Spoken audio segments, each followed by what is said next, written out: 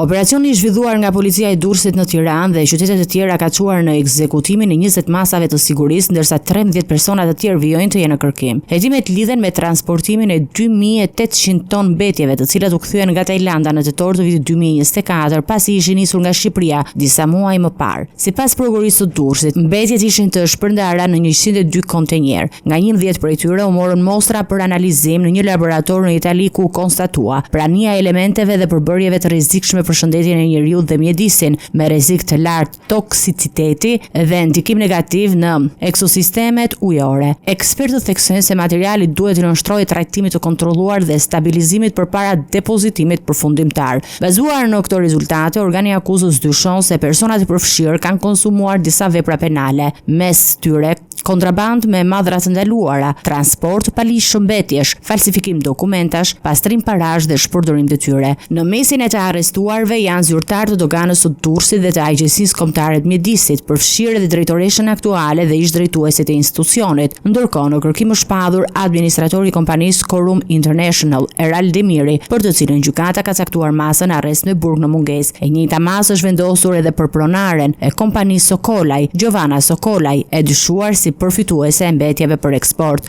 Aktualisht, të gjithë 102 kontenjerët e kthyer nga Tajlanda vijojnë të qëndrojnë të sekuestruar në portin e Durrësit, në cilësinë e provës materiale, ndërsa hetimet për zbardhjen e plotë të skemës vazhdojnë.